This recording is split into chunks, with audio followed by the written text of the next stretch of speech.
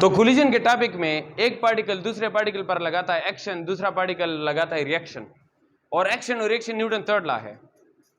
और Newton third law से हम प्रूफ करते हैं law of conservation of momentum, और ये प्रूफ मौजूद है फेडरल बोर्ड के टेक्स्ट बुक में। ये प्रूफ कहां पर मौजूद है?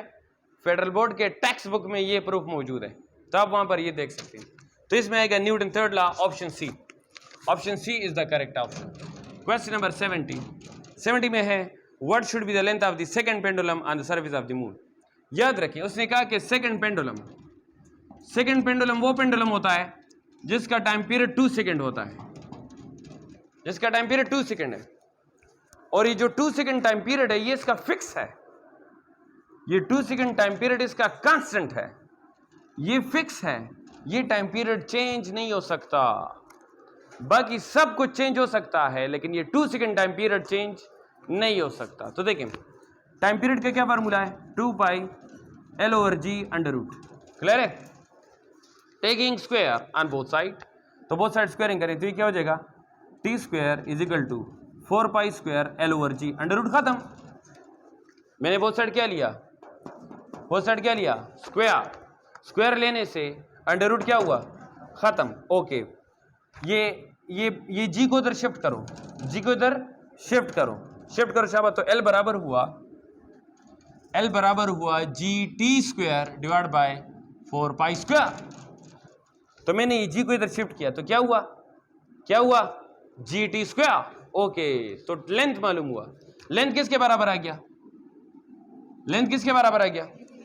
GT square by 4 pi square. अब बताएं टाइम पीरियड कांस्टेंट है? यस, सेकंड पेंडुलम का टाइम पीरियड हमेशा कांस्टेंट। ये बताओ मून पर जी कितना होता है? G/6। मून पर जी कितना होता है? तो अगर G/6 होता है तो लेंथ होगा L/6। डायरेक्टली है ना? तो अगर जी होगा G/6 तो लेंथ होगा L/6। तो L/6 is the correct answer, option number B. Okay, ये क्वेश्चन क्लियर हुआ सबको क्लियर हुआ? टाइम पीरियड चेंज नहीं होगा सेकंड पेंडुलम का, वो क्या होता है? वो फिक्स। और मून पर जी होता है G/6 तो लेंथ होगा L/6। क्वेश्चन नंबर 71 में कह रहा है कि if the time of flight for the projected body is 4 second then what will be the height attend. तो हाइट का और टाइम ऑफ फ्लाइट का शॉर्टकट है GT स्क्वायर बाय 8। क्या शॉर्टकट है? GT square by 8। Okay, this is shortcut between height and time of flight. तो बताओ time of flight कितने गिवन है? जी की क्या वैल्यू है? 10 और टाइम ऑफ फ्लाइट है 4 सेकंड, है ना? 4 सेकंड का मतलब है 16। 4 सेकंड का मतलब है 16, तो यह आ जाएगा 20 सेकंड, 20 मीटर। तो इसमें आएगा option D is the correct answer. Option D is the correct answer. क्यों? क्योंकि इसका आंसर है 20 मीटर, 20 सेकंड नहीं। इंशाल्लाह क्लियर होगा। ओके, ऑप्शन सी क्या लिखा हुआ है? 20 सेकंड लिखा हुआ है, वो गलत है। इसका आंसर क्या होना चाहिए? 20 metre. Okay, that is correct. Question number 72। Okay, if the horizontal and vertical component of velocity of projectile is 5 metre. Okay, ये कह रहे हैं कि horizontal velocity is 5, vertical velocity is 5, दोनों velocity is 5। Okay, then what should be the range? क्या मालूम करना है? रेंज मालूम करना है। तो हॉरिजॉन्टल वेलोसिटी गिवन है 5, वर्टिकल वेलोसिटी गिवन है 5, तो क्या मालूम करना है? रेंज का फार्मूला हमें पता है, चलो डिराइव कर लेता हूं। 2vi square sin theta cos theta divide by g. This is the formula for the range. Okay, तो अब इस तरह करें कि इस v स्क्वायर को अलग अलग लिख लें। v स्क्वायर को क्या लिखें? अलग अलग। क्या? v स्क्वायर को लिख लें vi sin theta and vi cos theta. समझ आया? vi sin थीटा, vi, तो मैंने vi को अलग अलग लिखा, साइन के साथ भी, cos के साथ भी। क्लियर हुआ? तो ये हुआ vi sin थीटा, हुआ vi x ना, अस्तगफिरुल्लाह, वी आई वाई और वी आई का theta V I X. Okay, this is the formula for the range. ये रेंज का फार्मूला आ गया। क्या फार्मूला गया? V I 2 V I X V I Y divide by G. तो अब पुडिंग करें, पुडिंग वी आई समराइज V I Y 5 V I X 5 divide by 10 क्या आ जाएगा? 5 metre. Option A. Question number 73 में है a bullet is fired into a target, loss is half of its velocity. कितनी वेलोसिटी लॉस हो गई? कितनी वेलोसिटी लॉस हो गई? Half velocity loss. कितनी वेलोसिटी बच गई? हाफ बच गई। जब हाफ लॉस हो गई तो हाफ बच गई। दस दा, तो half velocity loss, half velocity remaining. Okay, कह रहे हैं कि आफ्टर पेनिट्रेटिंग 24 सेंटीमीटर, कितना पेनिट्रेट हुआ है अभी तक? हाँ देखो गोरी, ये टारगेट है। ये क्या है? टारगेट है। ओके, इसमें एक बुलेट है, ये बुलेट इसमें पेनिट्रेट हुआ है। ये बुलेट पेनिट्रेट हुआ है कहां तक? 24 सेंटीमीटर तक। कहां तक पेनिट्रेट हुआ है? 24 सेंटीमीटर तक पेनिट्रेट हुआ है। अभी भी इसके पास कितनी वेलोसिटी बाकी है? हाँ, मतलब हाफ वेलोसिटी इसमें खर्च हो गई, हाफ वेलोसिटी खर्च हो गई और हाफ वेलोसिटी बाकी है, हाफ वेलोसिटी बाकी है। ओके, आगे कह रहे हैं कि what should be, how much will be the further penetration, मजीद कितना आगे जाएगा? क्वेश्चन समझ आ गई? 24 तक गया है, कितनी वेलोसिटी बच गई? हाफ बच गई। मजीद कितना पेनिट्रेट होगा? क्वेश्चन समझ आ गई? ओके, तो क्वेश्चन से तो थर्ड इक्वेशन ऑफ मोशन है क्या? 2s equal to v f square minus v i square, है कि नहीं? समझ आ रही है? ये बताओ, जब रेस्ट में आएगा तो फाइनल वेलोसिटी क्या होगी? 0। तो 2s equal to v i square, 2s equal to, ये माइनस को गोली मारे, माइनस को क्यों गोली मारे? ना स्क्वायर नहीं, स्क्वायर नहीं, माइनस किस लिए गोली मारे? क्योंकि जब ये जाए स्लो है, स्लो है, स्लो है, स्लो है, तो नेगेटिव एक्सेलरेशन, कौन सा? तो नेगेटिव एक्सेलरेशन का माइनस और वी आई का माइनस जुड़ा। समझ नहीं आया? अच्छा, इस बात को गोली मारे, ये मैंने फजूल बात की। अच्छा, तो ये बताओ, डिस्टेंस और वेलोसिटी का क्या रिलेशन है? क्या रिलेशन है? डायरेक्ट लेकिन स्क्वायर के साथ, डायरेक्ट लेकिन। अब बताओ, इसके पास कितनी वेलोसिटी बच गई? Half, half velocity. तो इधर हाफ पुट करो, हाफ। अगर आप इधर वेलोसिटी हाफ करोगे तो डिस्टेंस, वेलोसिटी हाफ तो डिस्टेंस 1/4। अगर आप इधर वेलोसिटी हाफ तो distance 1/4। No 24/4, 24/4, 6 centimetre is the correct answer. तो डिस्टेंस हो जाएगा s/4 और s है 24, 24/4, 6 centimetre is the correct answer. Option C is the correct answer. Okay, इंशाल्लाह क्लियर होगा। 74 कह रहे हैं कि the change in position, change in position का मतलब वेलोसिटी। सुने, चेंज इन पोजीशन का मतलब है डिस्प्लेसमेंट। क्या मतलब है? जब भी आप सुने चेंज इन पोजीशन, क्या मतलब है? डिस्प्लेसमेंट। ओके, आगे, of a body with changing rate. Changing rate का क्या मतलब है? Unequal change. चेंजिंग रेट का क्या मतलब है? Unequal change. ओके, देखो गोरा, ये कह रहे हैं कि डिस्प्लेसमेंट में चेंज हो रहा है। चेंज पोजीशन से मतलब, चेंज पोजीशन से मतलब डिस्प्लेसमेंट चेंज हो रहा है। वो कह रहे हैं unequal time, unequal time, unequal time का मतलब है वेरिएबल वेलोसिटी। कौन सी वेलोसिटी? यूनिफॉर्म वेलोसिटी का तो ये डिफिनेशन है ना कि equal change in displacement in equal interval of time. Equal change in displacement in equal interval of time, that is called uniform velocity. लेकिन वो कह रहे हैं unequal change in time. Unequal change का मतलब है variable velocity. Okay, option A 75 में 4th second में डिस्टेंस मांग रहा है। किसमें?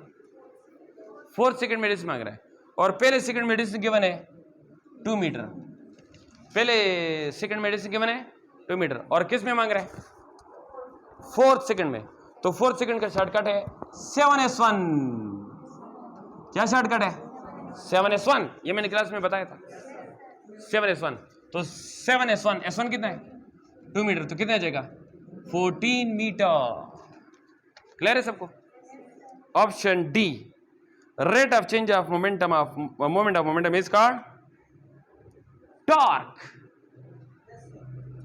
76। रेट से मतलब rate divide by time, rate का मतलब है डिवाइड बाय टाइम, और मोमेंट से तो मोमेंट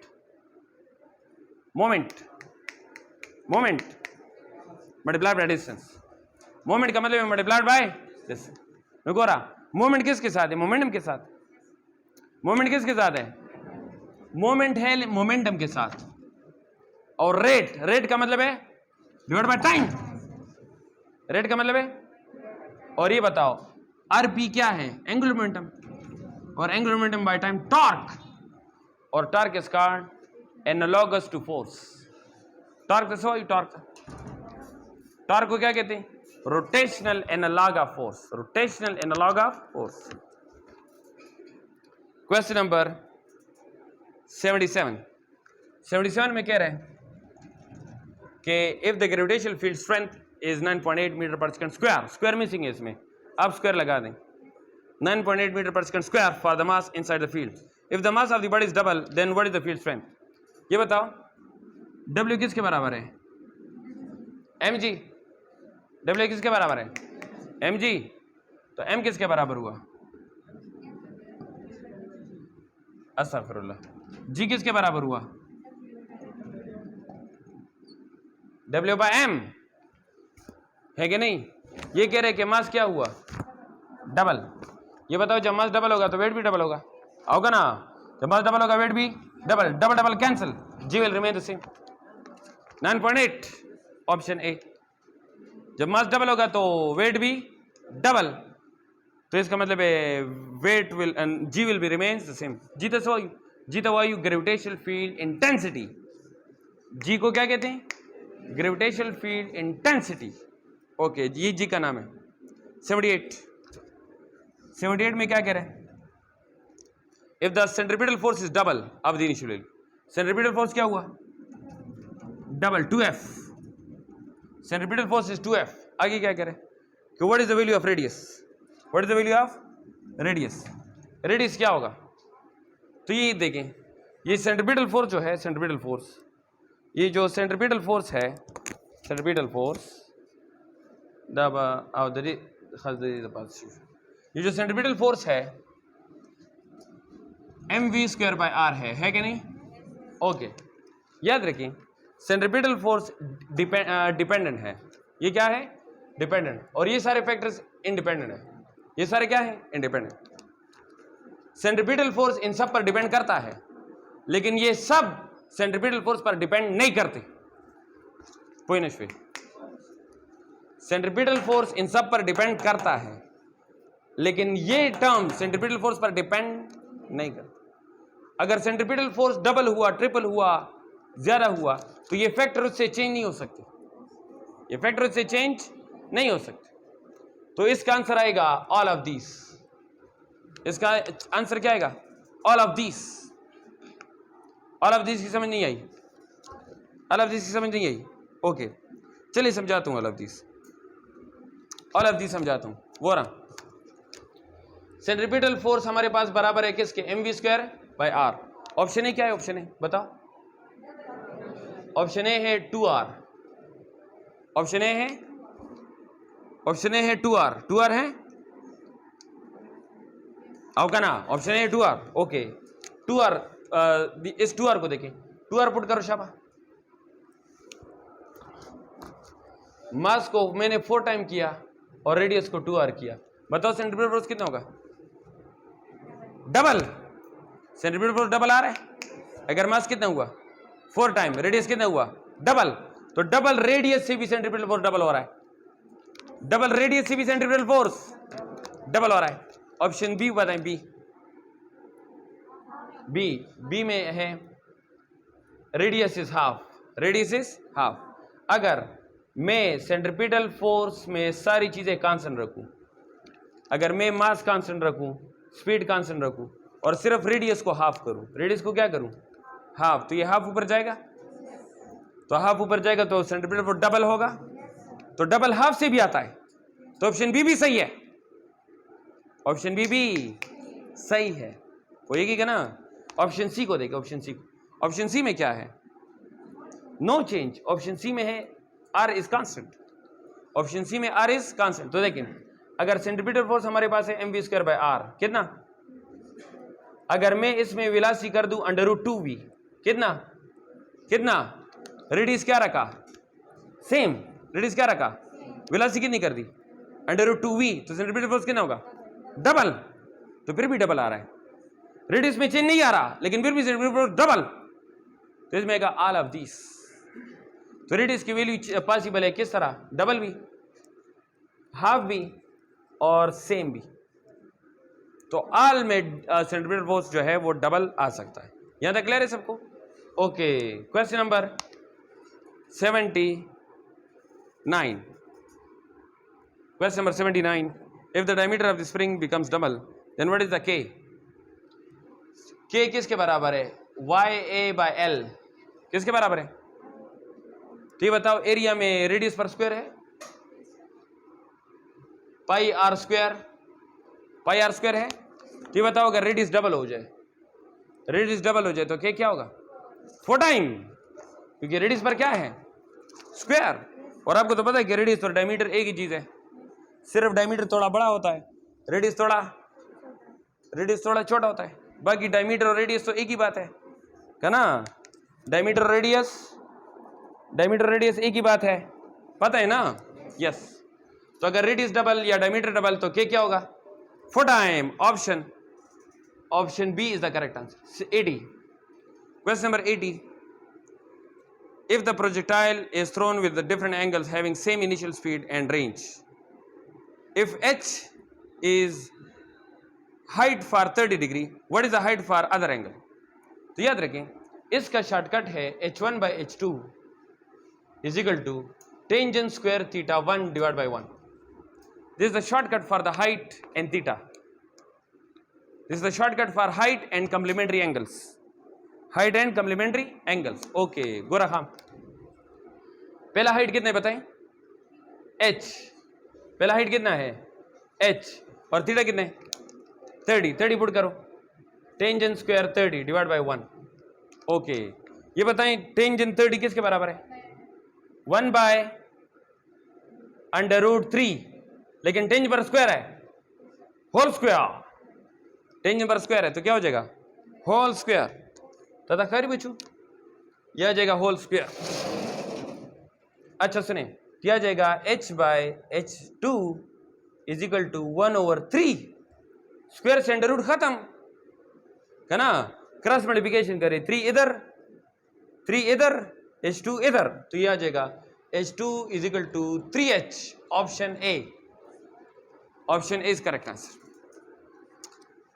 ये वाला शॉर्टकट कब यूज करेंगे, फॉर द कम्प्लीमेंट्री एंगल्स, ये शॉर्टकट कब इस्तेमाल करेंगे, for the complementary angles. Question number 81 को देखें, if the temperature of the sink is 0 degree centigrade, temperature of sink कितना हुआ, 0, so what is the efficiency, वो एफिशिएंसी का डिफिनीशन है 1 - T2/T1 मल्टीप्लाइड बाय 100%। ये T2 क्या है, T2 सिंक, T2 क्या है, सिंक, और ये क्या है, सोर्स, ये सोर्स और ये सिंक, तो कह रहे कि सिंक का टेम्परेचर कितना हुआ 0 ना, 273, अस्तगफिरुल्लाह, 0 पुट नहीं करना, केल्विन में पुटिंग करनी है, तो इसकी एफिशिएंसी आएगी फाइनाइट, यानी कुछ ना कुछ आएगी, 0 या 100% या इंफिनिटी नहीं आएगी, कुछ ना कुछ आएगी, तो इसमें आएगी फाइनाइट, ऑप्शन सी। समझ आ गई? क्वेश्चन नंबर 82, क्वेश्चन नंबर 82 में है ratio of angular speed of hour hand to daily rotation of earth, 2:1, 1:2। याद रखें एंगुलर वेलोसिटी और टाइम का क्या रिलेशन है? इनवर्स। क्या रिलेशन है? इनवर्स। तो एंगुलर वेलोसिटी और टाइम का क्या रिलेशन है? इनवर्स। इसका मतलब है कि अगर एंगुलर वेलोसिटी हुआ r टू अर्थ, तो टाइम होगा earth to r, earth to r, point r hand to earth, तो टाइम होगा अर्थ टू r। उल्टा भाई क्या ना भाई? अगर angular velocity r hand to earth है तो टाइम होगा अर्थ टू r। उल्टा भाई दारा तो बच्चों, अगर अर्थ एक चक्कर कंप्लीट करे, मेरी बात सुने, अगर अर्थ एक चक्कर कंप्लीट करे तो टाइम कितना लगेगा? 24 आवर। 24 आवर। और अगर घंटे वाली सुई एक चक्कर कंप्लीट करे तो 12 आवर। तो आर जुड़ा और 24/12 2:1, ऑप्शन ए। सबको क्लियर है? सबको क्लियर है? Yes, okay.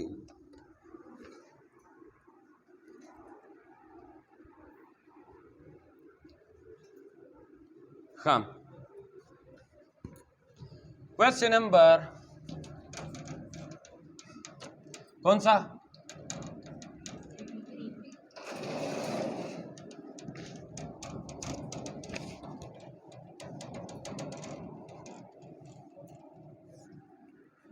क्वेश्चन नंबर 83,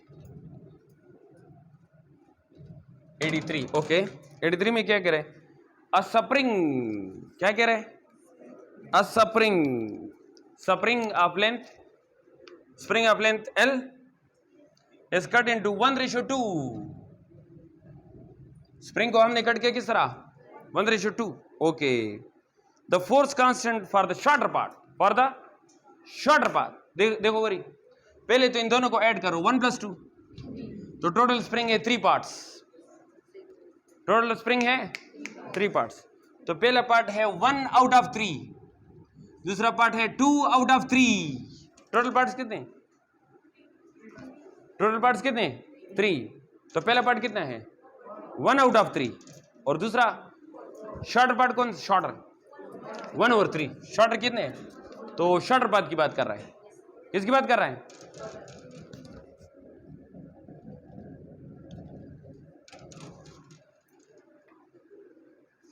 लगो स्टॉप कर।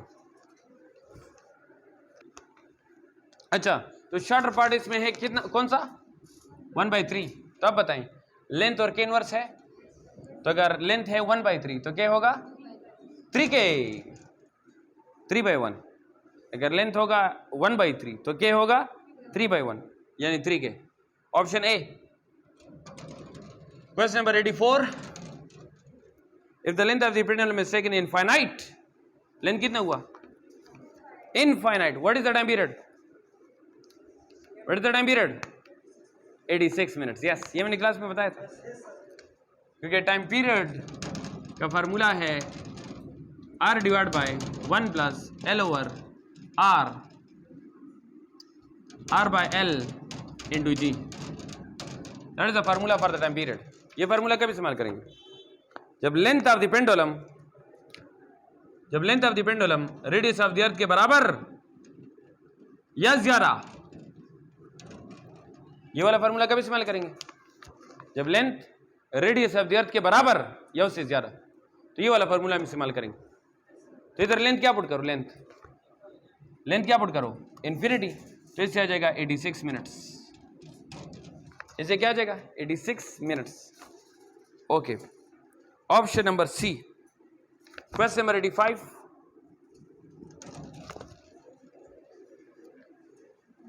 अच्छा ये बताएं, मैंने आपको एक बात बताई थी कि जब भी कोई शेल है या न्यूक्लियस है, अगर ब्रज न्यूक्लियस या शेल ब्रज, क्या चीज कांस्टेंट? Momentum constant. जो कोई भी शेल एक्सप्लोजन करे, क्या करे? एक्सप्लोजन करे, तो क्या चीज कांस्टेंट होगी? मोमेंटम। यानी अगर इधर एक मास हुआ 3m, कितना? एक मास हुआ 3m और एक मास हुआ m, तो 3m का मास ज्यादा है, स्पीड कम होगा, और इसका मास कम है, स्पीड ज्यादा, लेकिन मोमेंटम दोनों का सेम। तो एक्सप्लोजन में हमेशा मोमेंटम क्या होता है? कंजर्व। मोमेंटम क्या होता है? और डी ब्रोगली वेवलेंथ में तो मोमेंटम है ना, डी ब्रोगली वेवलेंथ में तो h/p मोमेंटम है ना, तो प्लैंक्स कांस्टेंट तो वैसे कांस्टेंट है, प्लैंक्स कांस्टेंट तो वैसे कांस्टेंट है, और एक्सप्लोजन में तो मोमेंटम भी कांस्टेंट, और अगर मोमेंटम भी कांस्टेंट तो डी ब्रोगली वेवलेंथ सेम 1:1। समझ आया? Option A 86।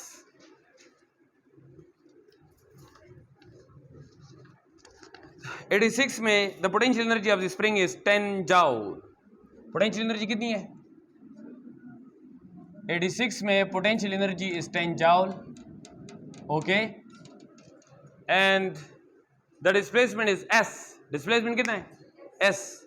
The amount of energy required to stretch is further to s। दूसरा s देखो गोरा, पहला डिस्प्लेसमेंट है इधर से लेकर इधर तक s, ये कह रहे हम इसको फर्दर s तक स्ट्रेच करना चाह रहे हैं। कहां तक? फर्दर s तक स्ट्रेच करना चाह रहे हैं। तो कितना s हुआ टोटल? 2s। डबल हुआ ना, फर्दर s का मतलब है टोटल कितना हुआ? Total 2s। ओके, तो पोटेंशियल एनर्जी का फार्मूला है हाफ के एक्स स्क्वायर। क्या? ये बताओ, अगर डिस्प्लेसमेंट डबल हुआ, अगर डिस्प्लेसमेंट डबल हुआ तो काइनेटिक पोटेंशियल एनर्जी 4 टाइम, तो पोटेंशियल एनर्जी हो जाएगी 40 जूल। पहले कितनी थी? पहले कितनी थी? 10 जूल। देखो और लिखल मत कहो, लिखे मत, देखो पहले कितनी थी? 10 जूल। जब डिस्टेंस हुआ डबल, डिस्प्लेसमेंट हुआ डबल, तो पोटेंशियल एनर्जी कितनी होगी? 4 टाइम। 4 टाइम का मतलब है 10 का 4 टाइम 40 जूल, क्या ना? लेकिन 40 जूल इसका आंसर नहीं है, 40 जूल इसका आंसर नहीं है, क्योंकि पहले एस तक कितनी थी एनर्जी? 10 जूल, और दूसरे एस तक 40 जूल, तो दूसरे एस तक कितनी एनर्जी रिक्वायर्ड है?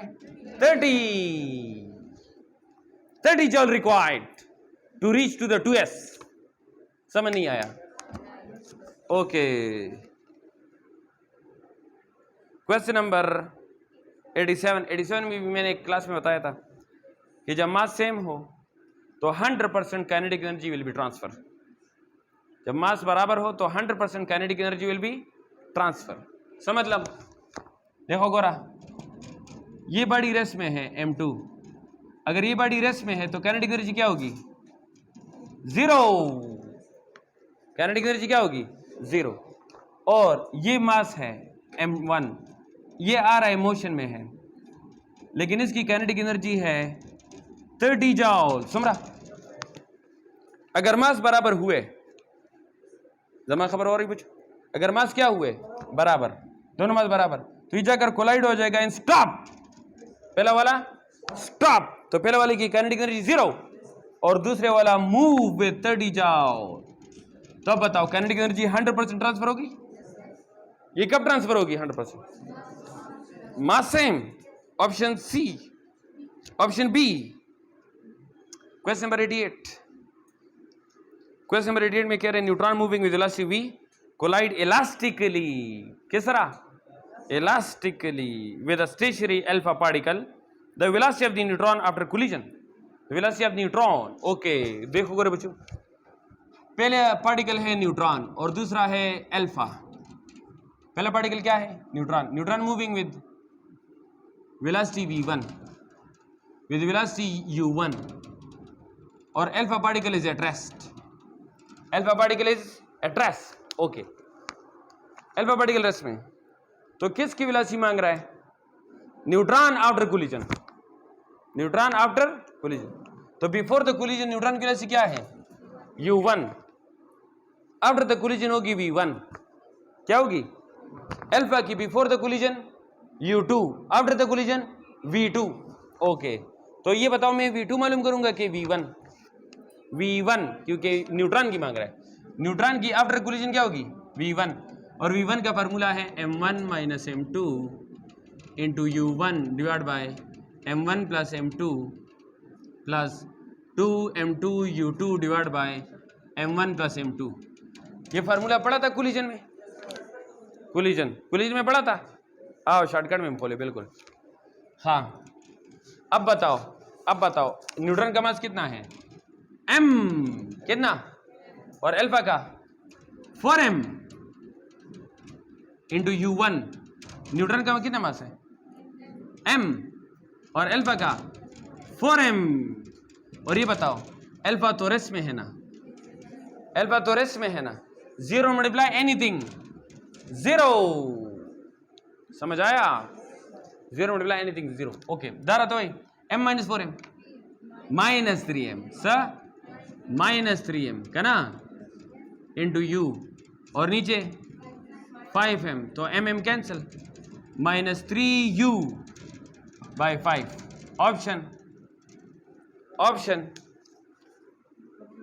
Option B is the correct answer.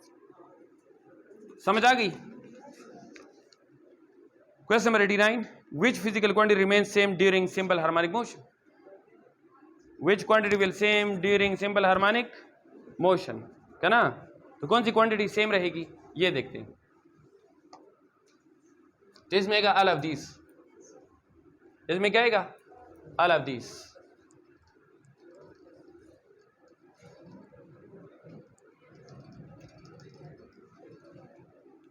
Okay question number 90, question number 90 याद रखिए, पैरेलल में स्प्रिंग का फार्मूला क्या है? पैरेलल में स्प्रिंग कांस्टेंट का क्या फार्मूला है? K1 plus K2। और टाइम पीरियड का क्या फार्मूला है? 2 पाई m बाई k। तो k की जगह क्या पुट करो? पैरेलल कॉम्बिनेशन का फार्मूला K1 प्लस K2। तो पैरेलल में टाइम पीरियड का फार्मूला गया 2 पाई m by K1 plus K2। Option A. ये करेक्शन हुई थी, मैंने करेक्शन करवाया था कि डिवाइड बाय लगा दो, m डिवाइड बाय लगा दो। अच्छा question number 91, two bodies are crossing mean position at the same time in opposite direction, the phase difference between them is opposite है ना, phase difference between them is 180 degree, 180 degree. Option D C. 92, if a hole is bored through the center of earth and the pebble is dropped in it, then it will be और ये अर्थ है बच्चों, ये क्या है? ये क्या है? अर्थ।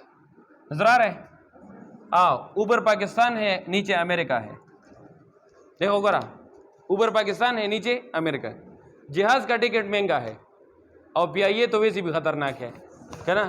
PIA में तो वैसे भी नहीं जाना। तो लेकिन इधर मैं होल बोर्ड करता हूं कितना, ताकि अमेरिका तक निकल जाऊं। उधरेगत मैंने एक ऐसा होल बोर्ड किया कि पाकिस्तान से कहाँ निकल गया? अमेरिका निकल गया। गोरे नोवर के द जल टिकट जरूरत था न पाके द गाड़ी तोलो जरूरत, बस सिर्फ वर की सड़ी वर लड़का अमेरिका था बरूजी,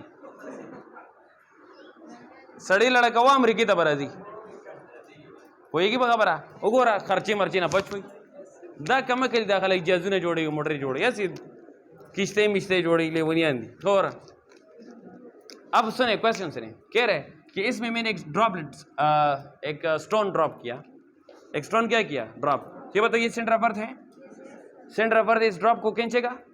हाँ, सेंटर तो हर चीज को खींचता है, तो ये इसको खींचेगा तो इसका speed increase increase increase increase increase increase decrease decrease decrease decrease zero दलता रो रसे दो डबल जीरो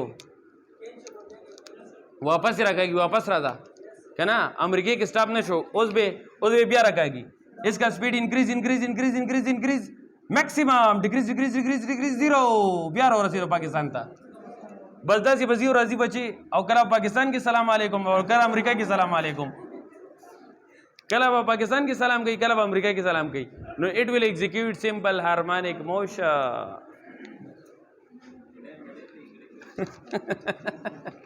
टाइम पीरियड है मालूम चला का यो घंटा किसी राजी नो सड़े पके खूब की चागा देरा लो काका।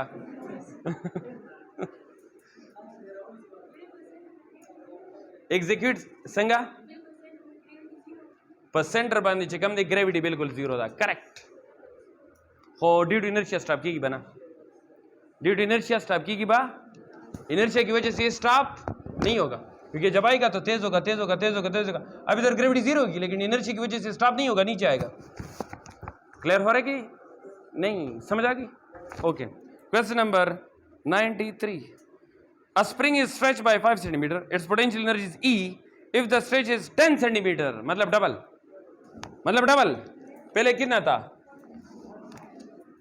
93 में देखें, पहले कितना है? 5 centimetre, potential energy is E, फिर हुआ 10 सेंटीमीटर, तो पोटेंशियल एनर्जी मांग रहा है। तो पोटेंशियल एनर्जी का फार्मूला है हाफ के एक्स स्क्वायर। क्या फार्मूला है? तो अगर डिस्प्लेसमेंट डबल तो पोटेंशियल एनर्जी 4 टाइम। ऑप्शन बाल is the correct. Question number 94। If the potential and kinetic energy are equal, if the potential energy and kinetic energy are equal, ये तो मैंने solve किया था क्लास में, है ना? पोटेंशियल और काइनेटिक इक्वल है, तो बताएं पोटेंशियल का जर्नल फॉर्म क्या है? हाफ के एक्स स्क्वायर। काइनेटिक का जर्नल फॉर्म हाफ के x not square minus x square, है कि नहीं? Half half cancel, half cancel, k cancel, क्या बचा? X square is equal to x not square minus x square. ये x उधर जाएगा, ऐड होगा 2x स्क्वायर, है कि नहीं? 2x स्क्वायर, 2 को बोथ से डिवाइड करो, x is equal to x naught by 2 under root लो, तो x is equal to x naught by under root 2। Cat is the correct answer. समझ आ गई? Option C. क्वेश्चन नंबर 95 भी मैंने क्वेश्चन सॉल्व किया था। 95 मैंने सॉल्व किया था।